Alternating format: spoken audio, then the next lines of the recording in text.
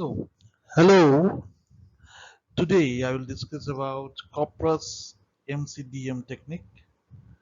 It is one of the most easiest MCDM techniques, although it has a capability to segregate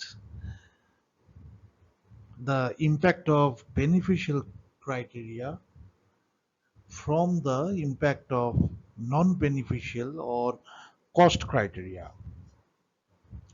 As you know, by beneficial we mean those criteria which have a, uh, direct proportional relationship with the object, and cost criteria has inversely proportional relationship with the objective.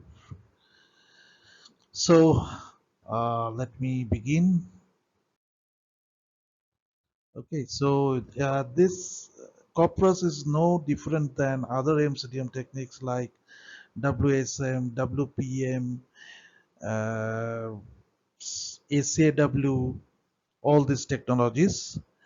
Here also they rank the alternatives with respect to the criteria based on certain overall objective. The speciality of this method is it separates the good and bad effects. Okay, and it uses mainly uses a weighted normalization uh, equivalent number for which it calculates for each of the alternative with respect to the criteria, and then with the help of a Q function or relative significance function, it finds out the value of Q, and with the help of the value of Q it tries to find the utility function of each of the alternative, and with the help of the utility function it tries to rank the alternative to select the best option out of many. Okay, and here are some restrictions are there with this COPRAS method.